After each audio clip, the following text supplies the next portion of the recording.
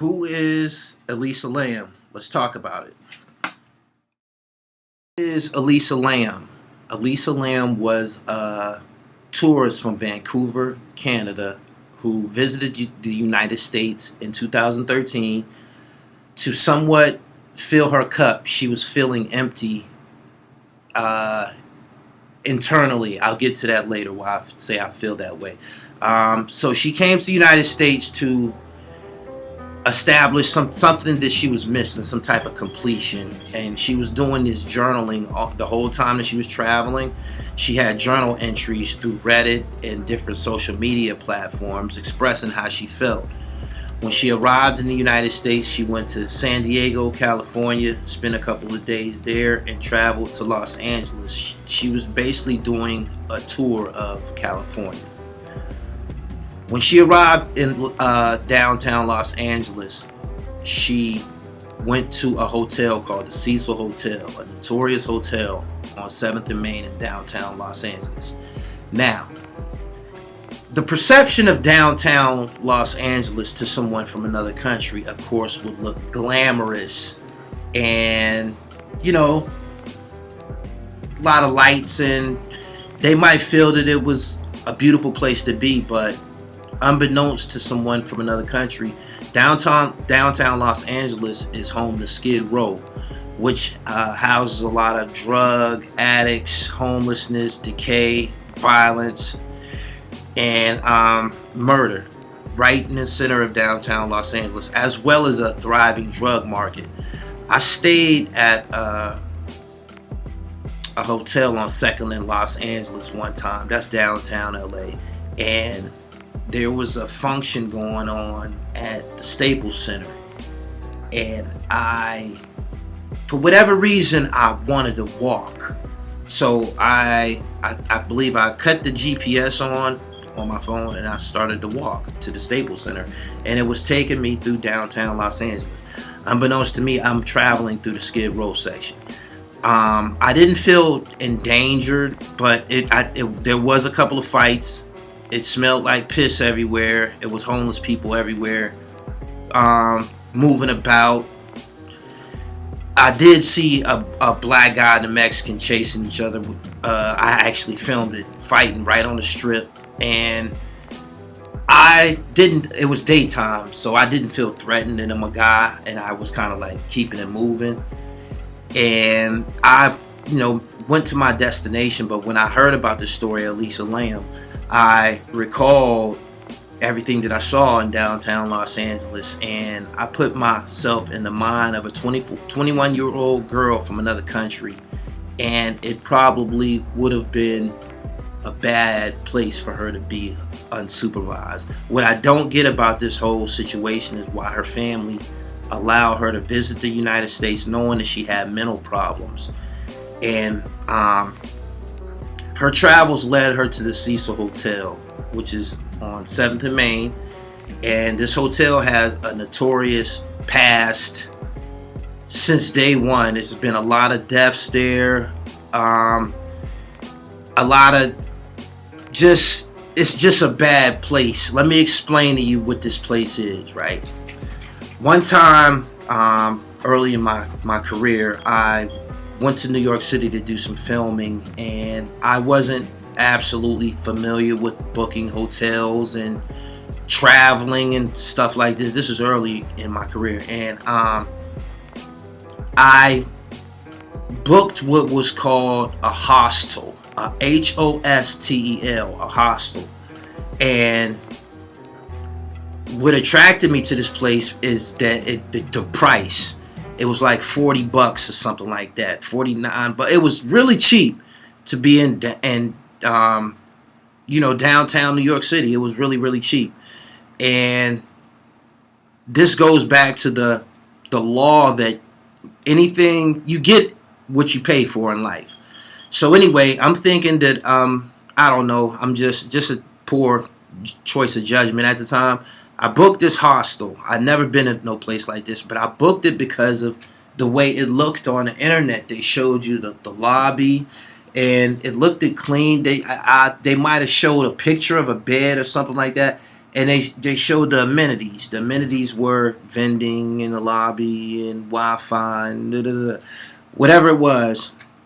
They made it look a certain way when you book it on the internet. When I got there, it was the same situation that was described in this documentary. The lobby looks normal, clean, almost, upscale, like a hotel lobby that you would expect in New York. You pay your money or whatever, and they give you the key, and you go through this door. And as soon as you go through this door, the door closed behind you, boom. And you know something done changed immediately, especially the decor. But it looks like, I don't know, like an apartment building or something like that. And I guess that's probably what it was. But anyway, I walked down this hall, and I believe I got on an elevator and went to my floor. And when I got to my room, I was like, yo, what the fuck is this? Like, what the fuck is this? The bed was on the floor. This is a rooming house. This is what I'm describing. That's what a hostel is. They have a community showers. Yeah, a community showers and bathrooms. For whatever reason, that wasn't on the internet when it was booked or whatever. But all of the atrocities associated with this place, it was concealed. And I remember putting my bags down and making sure that my stuff was secure, and immediately leaving out to eat. And I spent as much as time possible out working in New York City. So whenever I came back, it was almost time for me to go entirely. And I might have came back at like 4 in the morning, and that was like time to come and pack my stuff and get ready to go to a real fucking hotel. Like, this is a bad choice. This is a bad situation. This girl, Elisa Lam, made the same error that I did. She booked what's called, it's like a hostel. And it's a fucking rooming house. That's what it is. These places attract homeless people, drunks, people on the run, people with no ID, people who don't want to be, discovered and shit like that. People want to hide. Criminals. Richard Ramirez the Night Stalker, once stayed in the Cecil Hotel. This hotel, they used to have these in every major city in the United States. They would show these types of hotels in black exploitation films and shit like that. And these were the hotels where the prostitutes went to go turn their tricks and shit like that. And there was always a drunk in the hallway, and just totally unfit for a foreigner and a female with no supervision. Anyway, nothing but this is just a bad place for this girl to be. Mind you, she has some type of mental problems, documented, and she is obviously going through some changes from not taking her medication. There's video footage that's now viral and infamous, and which led to this documentary that we're speaking of. And it shows her in this elevator acting a little bit strange. What people would say acting strange. She's pushing a lot of buttons. And when I first seen her behavior, the way that she was acting, I said, that's somebody who's on crack or like maybe dust, PCP or something like that. Like, it was like a paranoid joint. Like, a lot of her movements reminded me of somebody that was probably getting high. Boom. Once they mentioned that she had mental problems, I've been in prison with people that have those types of mental problems, that type of bipolar disorder, where they be seeing shit and, seeing shit that's not there and all of that, like hallucinating. And maybe she was going through that. Make a long story short, this girl was ultimately found on the roof of the hotel in a water tank. like about 17 or 18 days later. She was found because her body was in the water supply of the hotel, and her clothes was in there too, and she was starting to decay. So whenever people cut on the water, they were drinking fluids being contained in a container with a dead corpse, and the water was coming out brown and black, and the hotel residents started to complain, which led to maintenance checking out problems. It led them to the roof, and he looked down into this tank and he found Elisa Lam floating. There's some gray area to whether or not this container was closed or open. This documentary also made you look at the fact that she was found by one person. He's a foreign guy. In my opinion, he's at that age where they be having a little freaky, might have problems getting sex and might try something, right? But where she was found, in the condition that her body was found, it wasn't sexually assaulted, and her body wasn't damaged or scraped or anything like that. And he would have had to carry her, even though she was only 140 pounds, he would have had to carry this dead weight up the side of this water tank to put her in it. And it would have been very, very difficult for her not to show any type of trauma to her body from being, dragged or carried. So I don't believe that he had anything to do with it. After watching the whole documentary, I believe that she was having some type of mental fit, and they be seeing stuff, and she might have been chased by something that she thought was going on in her mind, and she was running. Her family said that she has a habit of, when she go through her mental things, of hiding places, going under beds and stuff like that. And I believe she found her way to this tank somehow, some way, and either fell in or dove in, not knowing what the hell that she was doing, and she drowned. There was a lot of, the way that this documentary was put together, there was a lot of different ifs and different angles that they tried to project, that maybe this could happen, maybe this can happen. There was a dark rock metal musician by the name of Morbid, who had stayed at the Cecil Hotel in 2012 and made some type of dark videos and music talking about killing, and they tried to tie it to him, but he had stayed at the hotel a whole year before Elisa Lam had even got there, so he was innocent. And in totality, it's just a very, very shocking and eye-opening documentary about this hotel and the history of this hotel, which has been in downtown Los Angeles forever.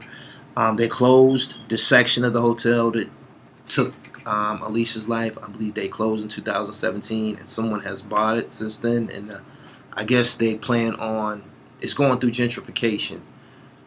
But the story of Elisa is now trending online and on the internet. I believe more so because of the shock value and the continuing problems and tragedies surrounding this hotel, the Cecil. When I heard this name, I just knew I had heard this place before, and I did hear the Cecil Hotel before. I heard the Cecil Hotel in watching a gangster documentary, and a guy was talking about going to Los Angeles and staying there and hustling out of that hotel, probably in the early 1980s when freebase and crack first came out. Leave comments below, share this video. I really, really had to do something on this. This is a really, really incredible tragedy. It was just, I hate to associate incredible and tragedy together, but the circumstances, it's just crazy, and it was a tragedy because this young lady did lose her life. And condolences to her family. We have to be more conscious of the way we handle people with mental health issues, especially our family members. I don't think she should have ever been allowed to travel to the United States like that without being supervised. Again, when you look at places like Los Angeles on television, the Fresh Prince of Bel-Air and all of these different shows, they always show you the palm trees and how, it looks beautiful and the weather and all of this stuff like that, but it doesn't tell you about the dark side. And most major cities, the vermin they collect and gather in parks and just areas of downtown metropolitan areas. I don't know, because of the constant influx of travel coming to these downtown sections provides opportunities for these people to run their little scams and this and that, but they always are in these downtown sections of major cities. And they spoke about, it was a term mentioned on this documentary called containment. This is the last thing that I'm going to share with you guys. Containment. And they were saying how Skid Row was created. Skid Row was almost created. Los Angeles is a nice, a beautiful looking city, and they want to project that and sell that to the world. Their homelessness, their vermin, their what some would consider trash, the alcoholics, the drunks, the prostitution, the drug addicts, the dope fiends. All of these types of people were contained purposely to a certain section of downtown Los Angeles, so much as to hide them from the rest of society, like from tourists, from actors and investors and people that would want to make Los Angeles home. They contained the dirt, the trash, the vermin, the junkies, the drugs, the problems within downtown Los Angeles, and they call it Skid Row, and it's of man's creation.